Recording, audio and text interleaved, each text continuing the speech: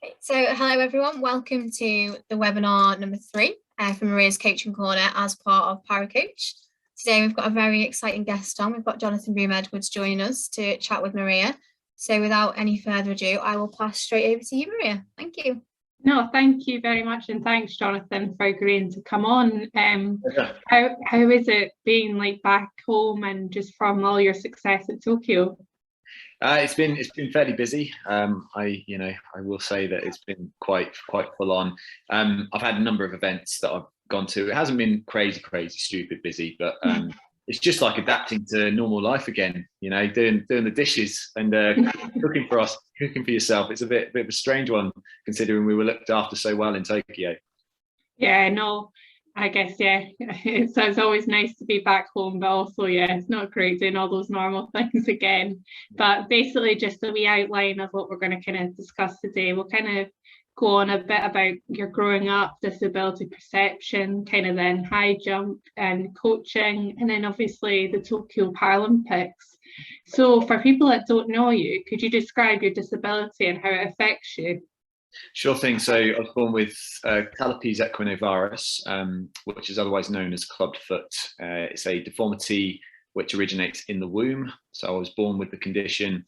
I had a combination of the hereditary element, so it was passed down in my family genes, as well as a little bit of womb placement. So because of how I was placed in the womb, there was more pressure on one of my feet in particular. And what it's left me with is a much smaller and restricted left foot. I'm unable to tiptoe or propel off on my left side. It's much thinner, weaker. It's also got a leg length discrepancy of about 1 inch. And my right foot had a few issues, but generally that can function as a fairly normal foot. All right. And like, how does that affect you in like everyday life?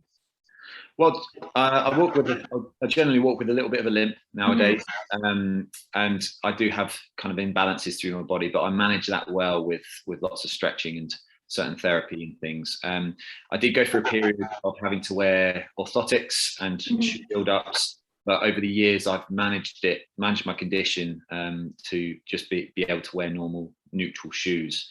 But it's just a much weaker foot. I can't use it to. If I tried to jump off my left foot, for example, I wouldn't go very high at all.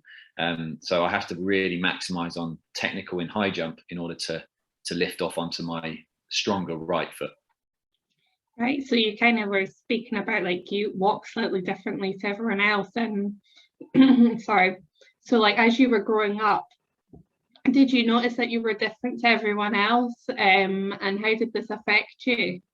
Well, I've always referred to my foot as my gammy foot, and I've always known about it, but I've never let it hold me back or anything. My mum was quite firm with me to just like try everything, and get involved with as much as I could. So I always took part in sport, but in the most part, I never used to like wearing shorts because it looked different.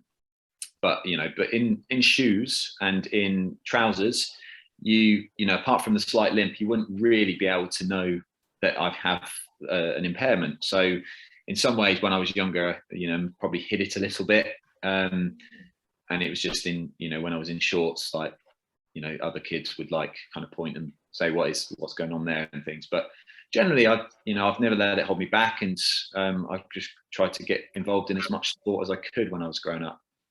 Yeah, and you kind of, like when I was looking a bit about you, you got involved in able-bodied basketball at university. How did you get involved in that, and what was that like, kind of playing in an able-bodied team? Again, basketball was my sport growing up, and I just tried to muck in, just get involved and work on the things I could. So I was definitely a one-legged jumper, and I worked hard when I was younger on my jump to be able to dunk the ball, to be able to catch rebounds. But it wasn't so much that I was a double-footed jumper. I was a single-footed jumper, and just overloaded my right foot as best as I could. But it was just, it wasn't until 2010 that I took a slight step away from basketball and tried high jump, which has kind of started this whole journey into Paralympic sport. But the guys that I played basketball with, they didn't treat me any different. It was just I had a skinny leg to them. So. And being like a part of like the team and stuff, how did your coach kind of like adapt sessions for you, or was there any adaptations needed? No, not really. Again, I've never made a fuss of it, and I did experience a bit of pain when I was playing basketball. You know, my left foot would fatigue a lot easier than my right, and but I just didn't bring attention to it, so the coach would just run normal sessions. I suppose it wasn't until I got into para sport where it was like, okay, let's maybe adapt sessions to ensure that we're not overloading the left foot. But during basketball days, it just cracked on as normal. Why did you feel like you couldn't or didn't want to kind of like bring it to the attention of your coach? I don't know. I just enjoyed the game of basketball. It wasn't so much then that I was trying to hide it or anything like that. It was just that, you know, I'd always tried to beat my able-bodied peers and, you know, be faster than them or jump higher than them or whatever it was. So it was very much the case of I just didn't even think too much into it, you know. Interesting. So like, yeah, you'd mentioned earlier that you kind of took time away from basketball, and it was kind of like, when I was doing a bit of research, I kind of found out that you got involved in high jump because you wanted to improve your jumping in your basketball. Kind of like, what was your first impression of para sport? Was there any differences that you felt between able-bodied sport that you were involved in? Well, so initially when I started high jump, it wasn't para sports or anything like that. It was just general able-bodied. Joined Chandler Athletics and did a season with them, and you know, found I was pretty good at high jump through that time. But it wasn't until I saw a massage therapist whose dad was actually one of the para coaches for shot put at the time. And he looked at my leg, and he actually was the one that said, you know what, you could probably classify for the Paralympics here, which I'd never thought of that, never ever thought that would be possible. And lo and behold, obviously that kick-started the journey and went on to get classified in 2013 for international competitions. And I must admit, when I first came onto the scene, it was quite a culture shock because, you know, I'd never really thought too much about my impairment. I just, you know, carried on as normal. And I'm then surrounded by people with much more severe limitations or disabilities or impairments than me. And I kind of felt to myself at the time, like, oh God, should I be walking differently?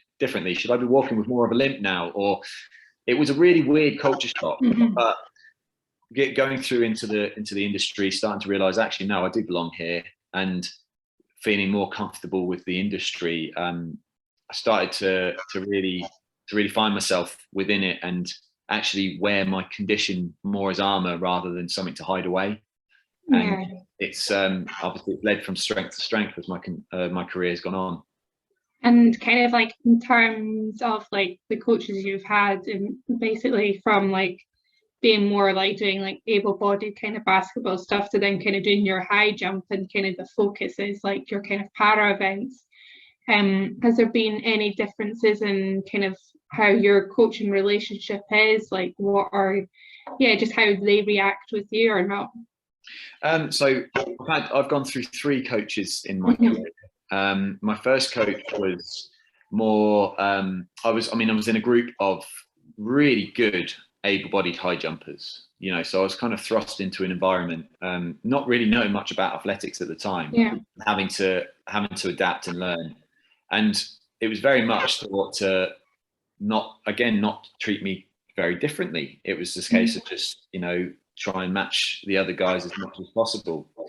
I think my second coach started to have a little bit more adaptation for my foot and my impairment, but then there was a bit of a culture shock because I ruptured my Achilles in 2018, and that was of my impaired foot. So then it's a case of learning even more about my body. And I think it's not until my current coach, Graham Ravenscroft, that I have a really good level of communication and understanding of my body enough to adapt the things that I need to allow my foot to function at its best, but also to kind of get into the grind of the things that I can do. So it's been very different for each coach environment, for sure. Yeah, and kind of like when you're explaining some of the like specific stuff to do with your kind of impairment to like your able-bodied coaches, like is it like quite hard to explain kind of certain things of how you feel and kind of the experiences you have in terms of your mobility, and kind of how do you overcome that? Like I know when I kind of describe stuff to do in my CP, and sometimes it can be quite hard for like my coach to kind of understand like what that is and how that feels. I suppose in that respect, I'm fortunate that for mine being solely physical and not neurological per se, it's a case of, okay, my foot's aching more now, or I'm feeling myself getting weaker, or I'm not able to get through that range of motion as much. So I suppose it's been easier for me to kind of express what I'm experiencing in comparison to what maybe a neurological condition would do. And kind of, could you give us like an example of a time that you've kind of said to your coach, listen, I'm feeling this, it's to do with my impairment, and kind of how you've kind of then had to adapt or kind of change something within your training? Yeah, absolutely. So there's an exercise we do, which is it's hurdle jumps, and we're going over, jumping off one leg over the hurdles. And the hurdles that I can jump over on my right side, I can't even come close to on my left side. So we've had to adapt in order to have little baby hurdles for my left foot and like the big ones for my right foot. So there's little things like that.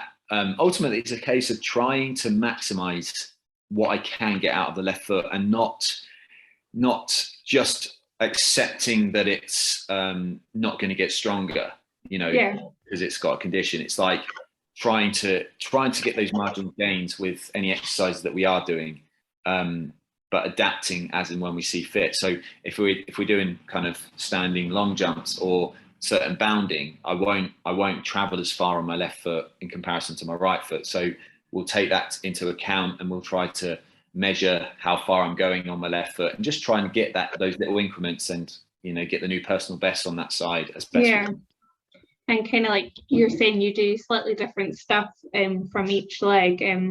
How do you and your coach make sure that you like it's a bit of a balance, and it's like you're not having one side that's progressively getting stronger and the other that's like falling behind? Well, so that's with we monitor the strength and the size of my calves. In terms of above the knee, I'm generally quite I try to balance it as much as possible. It's actually my left quad which is slightly bigger than my right quad, because my body's balanced out. But for the most part, for all my other strength building exercises, it's literally a case that we make sure that we have some single leg stuff in there to kind of match the strength on each side, so that one side isn't overcompensating for the other. So we have loads of metrics that we try to aim for. We have loads of like measurements that we do throughout the training year, just to ensure that we're not getting overly strong on one side. Yeah, no, that sounds really interesting. And kind of now we're going to kind of focus a bit on like kind of your kind of expectations of coaches and stuff, and kind of their like your view of that. So kind of like, what is your expectations as an athlete on a coach, or your coach? Equal communication.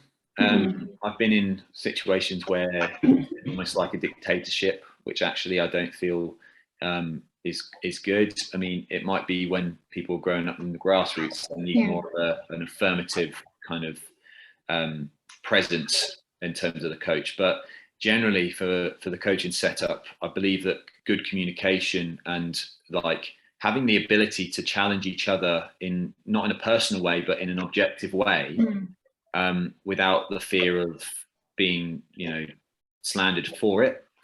And just like just trying to have fun together, like during the sessions. It doesn't need to, even though it's it's elite sport, it doesn't need to be too serious. You've still got to have a little bit of fun with what you're doing and what you're trying to achieve. Sport is supposed to be fun, and like I think the biggest thing for me is having that level of communication to enable that. Yeah, and you've kind of spoken about like communication and kind of like how the kind of coach athlete relationship works, especially in like elite sport. Like, how do you and your coach manage the kind of stresses of like, well, you're now reigning Paralympic and world champion? How do you kind of manage the expectations? You've got funding and you're expected this and that, and how do you make it work without it being like too much of a stressful situation or environment? Well, the simple thing is to think that we will always perform our best when we are most relaxed and actually enjoying ourselves in the moment that we're in. It's usually our thought processes which can take us away from that. And if we're thinking too heavily on the outcome of a certain competition, or like what will happen if we don't achieve what we want to achieve in this certain situation, it just takes us out of the moment. So a lot of expectation is self-made. There are metrics that we have to achieve to stay on funding and things like that. So that's where you kind of have to bring out your competitiveness to really fight for what you're achieving. But throughout training, it's a case of setting smaller goals together, achieving those goals, kind of looking at, if you haven't achieved a goal, what led to you not achieving that goal, with the ultimate aim of the big goal, which is obviously the Paralympics or a world champion or Europeans. But having those small little metrics that you try to achieve, and constantly monitoring where you're at, constantly monitoring what your PBs are. Like as I'm getting older now, so by the time Paris comes about, I'll be 36. So this is where over the next 3 years, I've got to absolutely maximize on what my body is capable of. I might not be getting the same PBs in terms of like strength building or plyometrics, but hopefully if I keep my technical on form, I'll be still able to achieve the heights that I need to win. So it's all about goal setting, communicating, and reflection on each session. So I have every session, after every session I do with my technical coach, we'll go and have a coffee and we'll talk about what went well, what could be improved. And each time we go to replanning, it's what do we need to do to maximize on what we've already achieved. Yeah, and you've kind of mentioned a bit about like, as like in sport, obviously you can't always like PB and stuff, and like how does your coach kind of keep you motivated within sessions to kind of like keep doing this and stuff? You mentioned a bit about doing specific tests and stuff throughout like your training block. Is there like other ways that your coach like uses to kind of motivate you?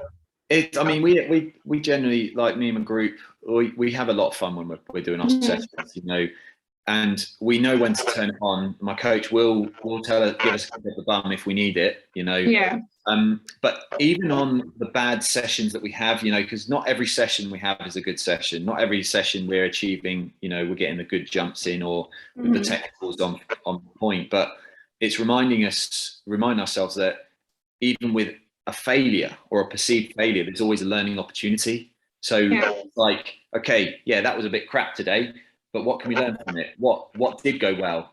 You reflect on both the things that went bad and the things that went well, the things that you know in yourself that you can improve. So it's almost taking the personal side out of it, and almost looking at it objectively of like, okay, this is where you're lacking. Can you improve on it? What do we need to do in order to improve on it? So it's just mixing it up as well, changing what we're doing in sessions sometimes. And it's kind of like when I'm listening to you, it's kind of as if like your coach has kind of got that kind of like, it's kind of produced like a kind of, it's like you've got a fun side of training, but you've also got this side where it's kind of, it's reflective. You guys have got your own kind of ownership to kind of think about things that have done like what's gone well, what hasn't, and just kind of like from your experience, like what kind of coaching styles works for you, and then on the flip side of that, what hasn't worked for you? So I've in the past been fearful of failing bars, almost like fear of being shouted at because I've done something wrong. And you know, back when I first started in athletics, I probably wasn't the same resilient person I am now. You know, nowadays I probably wouldn't have it phase me personally like I used to. But the thing is, with high jump, there's always going to be a failure, and actually, there's failing a bar in a certain way gives us information as to how to not fail. You know, you might jump a fantastic jump, but be 2 centimeters too far behind the bar so that you land on it and you knock off the bar. Whereas actually that was a good jump. It was just you were too far away. So having that information is, you know, and not having it as a personal attack if you fail the bar. You know, that's something I've learned, that actually I think it's a better way to have the open communication, to be able to, you know, reflect on even the failings to see actually what was good about it, but what could be better. You know, there's always something to learn. And you've kind of said that there was like at the start of your career, you were like kind of like fearful and worried about, you know, knocking the bar, and like kind of like how have you gone from being like worried, or that was like a problem for you, to then coming now at your point of that career that doesn't phase you? Like how have you managed to kind of deal with that kind of there's been a lot of internalization. I wasn't in a good place around Rio for the 2016 Paralympic Games. I started on using an app called Headspace after 2016, which is a mindfulness and meditation app. But it was about literally facing my own demons, facing what emotional kind of reactions I had, learning more about what I'm actually internalizing, and not being afraid of them. So that's been with daily practice, and I still use meditation or mindfulness in a daily practice, and with my sessions, it's almost like I say, trying to bring myself into the moment. But it took me like really looking inwards and facing my demons to be able to come out the other side. Almost like stripping my identity away from what I was identifying as. You know, I was identifying as this successful athlete. So when things were going wrong, it just affected me personally. And it was like, actually, we can all learn more about ourselves and strip ourselves away from our own identity so that we can actually perform better. It's a really, really weird paradox, that. Yeah, no, I think like I'm similar to you. Like I struggled with mental health and stuff around my own kind of from the majority of my teenage years, and kind of, you know, kind of deal and face on with the kind of internal issues. And for me, it was a bit about like perception of my disability. And then once I've done that and was open and honest, I did feel like my performances did like kind of get better. And with you saying like you had to kind of like face your demons and stuff, like how did you kind of voice to your coaches, and how did they deal with that when you were saying, listen, I'm feeling a bit rubbish about this? So in some ways, at the time after Rio, my general environment wasn't right for me. And it was like getting to that realization that I needed to make a change. I've always said that, you know, with any situation, you have 3 options. You can either leave the situation, change the situation, or totally accept it. And it was at the point where I needed to leave the situation. So changing my environment, changing my living situation at the time, that was so vital for me, becoming in a place of like a more mindful place, or a more grounded place rather. So I could then like work even better on my own mental health, as it were. So that's one element of it. You know, I think the other element is actually starting to subject myself to to difficult times more willingly. So subjecting myself to friction, because we need friction to grow. So it's changing the mindset towards tough situations. Now, tough situations could be a circuit that you've got to do for training, but it could be a speaking venture that I've got to do. Stepping on stage in front of people creates the same sort of stress response that a competition would do. So it's like helping, it's a practice of learning how to deal with that stress response, and that's where friction is extremely useful for us all.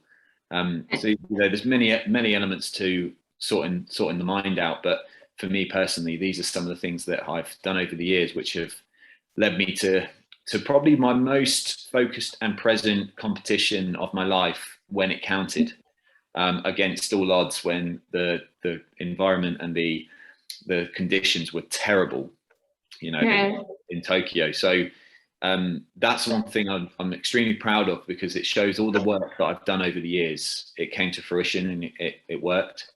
It kind of leads on nicely to kind of like our next topic, being like Tokyo, and kind of what was the difference between Rio and Tokyo for you? Like, what did you do differently in this Paralympic cycle? Well, so having the environment with my coach and learning about my technical and becoming confident in my technical leading up to Tokyo was vital. But also I became almost meticulous with making the right decisions on the two-month build up to Tokyo, and that involved ensuring I had all my stretching done every day, having mindfulness meditation done, studying done. It's like filling the downtime, because we had so much downtime in Tokyo. We were stuck in a hotel, we weren't able to explore anywhere. So it was using all the time I had each day to actually achieve certain things through the day, so that it didn't just become too monotonous. Making sure that I was packed and ready for each session, making sure that I had sufficient hydration, tactics or cooling tactics, and all my equipment that I needed ready. So I wasn't having to,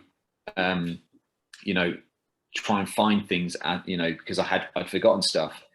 But also, one of the biggest things I think was visualizing things not just going right, but things going wrong. I visualized it raining. It's beautiful sunshine. It was 40-degree heat. It was, humid as anything. But I'd done some work on visualizing it really raining and being cold. And as it turned out, that's exactly what happened. Because I visualized it, I knew how I'd then react. I knew what I'd need to do. I knew I needed an umbrella. I knew I needed a towel. I knew I needed to make sure my spikes were all screwed in. And it's just like certain things that I knew I would need to do if things went wrong. That's something that was different for Tokyo in comparison to Rio. I guess that's it's not like a controversial thing, but it's slightly different, because you're probably always told, to build confidence, visualize yourself doing something well, and kind of what made you kind of think of that way of dealing with stuff? How did you get to that kind of method?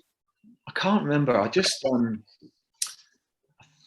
think I was talking to my roommate out in Tokyo, and I said to him, "Oh God, imagine if it rains." Yeah. Looking outside in the heat, and they're like, "What? Ain't gonna rain." But I just thought, what if? And that's I put on my little book, which has all my run up measurements and things like that. I put at the top, I was like, what if? And I started thinking, I started reflecting on my previous competitions where I've had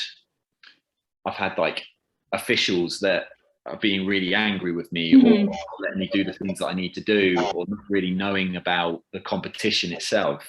I remembered how it angered me in that moment. Well, what if that happens again? What can I do? What can I focus on? And then it's got me thinking to other things. What if my tape gets pulled up? For my measurements, And I'm like, okay, well, if I know how much steps I've done, for that mark, and I just start monitoring throughout the competition what I've changed, like whether I've added a step or whether I've taken away a step or things like this. If the tape were to be pulled up, well, I could just quickly go and remeasure because I know what the measurement is. So that's one of the biggest things for me. Is like it helped me keep totally cool and focused during the competition. I wasn't fazed by the fact that it was tipping it down. It was cold. I could barely see at times. I just focused on my cues and I focused on what I could control. Yeah, that's a good way of thinking about it, and kind of like listening to that. You seem very like independent. You kind of like figured out yourself, like, I know I need to do this, that, and you've figured out ways of how to kind of manage like kind of the unexpected. And like, how did you deal with being in Tokyo without being like having your personal coach there? We had full faith in Aston Moore, who he's a coach that helped me with my plyometrics as well. Yeah, I've already had the experience of working with him, but not so much in a competition. So before we went to Tokyo, Aston started coming along to my technical sessions with Graham so that he could monitor what we were working on, what we needed to change, what we like, how we got a certain jump, pulled it out of the bag. And it was just preparing for the fact that Graham wasn't going to be out there so that Aston could just take over. And he was perfect for me at that. It was, he said just the right things, didn't need to say too much. I was, like you said, I said, I'm fairly independent with it now. And that was the point, I think, with Graham. He wanted me to become independent. He wanted me to not have to rely on him because then he's done his job right. And it was a case that, we were able to reflect on it and the stars aligned and we did it. We got everything right, and it's very, very difficult to get everything right on a major competition. It's so difficult. And, fortunately, the stars aligned and we got it right. Yeah, no, I don't think I've ever heard of anybody getting it all right, but you seem to be the first person I know. And kind of like, being in Tokyo and your coach being back in the UK, how did you like kind of communicate when you were out there? Just because it was like that 8-hour difference. Yeah. So we chat every few days. We didn't need to chat every day, but it was I chat to him when it was his morning time. It was our kind of afternoon, evening time. So yeah, but just it was more that Graham had faith in my ability. He had faith in Aston, and it was a case that I did a lot of communication with Aston for my technical sessions, and just updated Graham with what we were doing, and how it was going. And it was just more to catch up more than anything else, because by the time we got to Tokyo, the work had been done. There was nothing more I could have added. It's just a case of letting your body freshen up now. You know what you need to do technically, just go and do it. Yeah, and it seems like you and your coach have like a lot of kind of like trust and within each other. Like, how have you built that?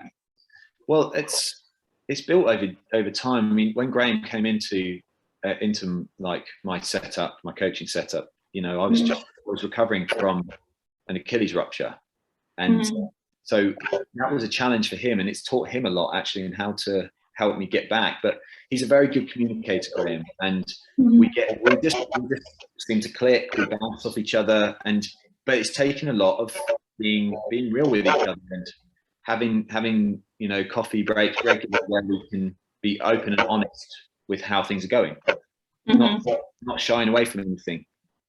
Even if I've done something which I shouldn't have, or I've done something wrong, or something's not quite worked out, it's just a case of owning it but talking about it and not being worried to talk about it. No, sounds good. And just kind of like final kind of question for you, like it'd be actually quite interesting just with your kind of physiotherapy kind of background, but like me and Tab always kind of like a discussion and debate about like what's important for a coach to focus on. Should it be like the individual, but should impairment also be like a main focus as well? Like, it'd be interesting to kind of hear your opinion on that. Well, like with regards to the impairment that I have, and for, like what you, it's just a factor that we have to take into account. You know, it would be like if I didn't have a limb, you know, and I had a blade. I mean, we just need to take into account what that allows us to do and what it kind of prevents us from doing. And again, maximizing on the ability in the disability, you know, maximizing on that and trying to get the very best out of the limitations that you have. Not seeing it as weakness. Yeah, and kind of like you're saying, like making like kind of getting the most out of the impairment. I'm just thinking of it as another way. Well, should then the impairment be the sole focus, like the focus of like kind of like designing the training, or should it just be individual? I think any training should be individual, and I think I think us as athletes, we know our body more than anyone else. Yeah. We know internally what it feels like. We know what reactions we've had in the past, and we can recall on those memories. So although a coach may set something, I think it's down to, you know, to us as athletes taking ownership of how the impairment that we have is going to maybe tweak that training program, or maybe need to be adapted. So it's, you know, this is where it's having that good communication to be able to say, actually, I think we may need to change this thing because my impairment's going to, you know, retaliate to this. Cool, no, communication. Perfect. No, thank you, Jonathan. We've got we had a few questions just from last time. I'll just quickly ask them, and it'd be quite good to kind of hear what you think. So kind of like the first question from someone was, how do you prepare for big competitions? How do I prepare? Well, it's preparing like it's any other competition. It's making sure that I have sufficient training sessions on the build up to the competition, not to, you know, by the time you get to the competition period, you're not necessarily adding anything, you know, so you're not doing really heavy weights. It's all about fast movement. You maybe only do one technical session that week rather than two, but it's making sure that you've got enough to get you really fired up, really active, but fresh enough so that you can almost explore your best self. It's like with anything, you're making sure that you're eating right, you're hydrating right, and you know, making sure you're feeling confident and ready and prepared. You know, preparation for the eventualities that the competition might bring. Definitely, they should probably take into account your way of thinking about maybe perhaps visualizing the kind of negative things that could happen. I think I'll try that. It'll be quite interesting. The second question is, how do you develop effective relationships with your coaches? I think just open communication, talking about that, like what each other's expectations are, and just being open and honest. The thing is, it's like with any relationship, if some people just aren't suitable, you know, it's not because it's not a personal thing, it's just that maybe there's a personality clash, or maybe there's the certain ways and workings of a particular coach don't marry up to that athlete. But if you have got a setup which does work, it's keeping honest and keeping that level of communication going, so that, you know, there's no hidden thoughts that you're thinking that it's going wrong, or you know, there's nothing that crops up because you're constantly talking. Yeah, and kind of like, you know, you're speaking about kind of like coach athlete expectations. Has there ever been a time where you, perhaps yourself or maybe somebody else with the coach that you know of, has had like kind of differences in expectations, and kind of like how have you like kind of dealt with that? Oh, think about this. I suppose the only thing that crops to mind is attending a competition where the coach is maybe expecting you to get a personal best and you're not feeling right for it, you know, and you're not feeling your 100% best. So, you know, you're not necessarily in a state of mind to achieve a personal best, or you've got a slight niggle. But again, it's not putting too much expectation on a particular outcome, because anything can happen. You know, there have been some competitions that I've had where I felt absolutely dreadful, and yet I've jumped near my best. Yeah. Some days I felt amazing and I've jumped rubbish. So anything can happen. I think actually dropping expectations sometimes, and trying to be as present and focusing on the certain cues that you have, keeping it simple. I think that's the key to actually achieving something in the moment that you're in. So when you're saying like kind of dropping expectations, is it for, would you say to your coach, listen, how I'm feeling, maybe you should drop your expectations, or should you maybe, if you're feeling right, I need to do this, is it for you to then kind of change your expectations?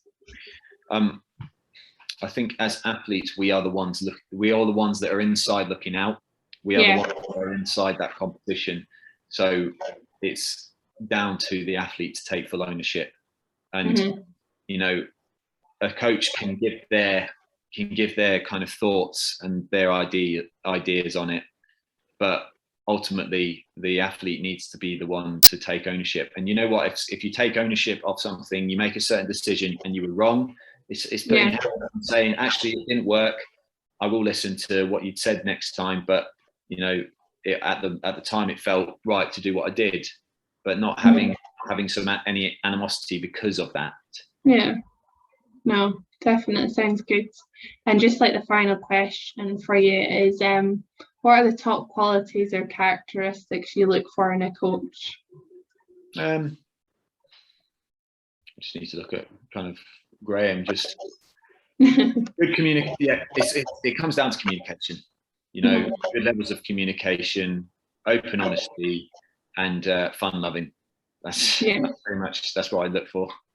Oh, well, if that, that's brilliant. And no, just once again, thank you very much for giving up your afternoon to come and speak to us. My pleasure. No, it's been really interesting. So yeah, no, thank you. Thanks. Well, I'll see you soon, I'm sure, Maria. Oh yeah, sure.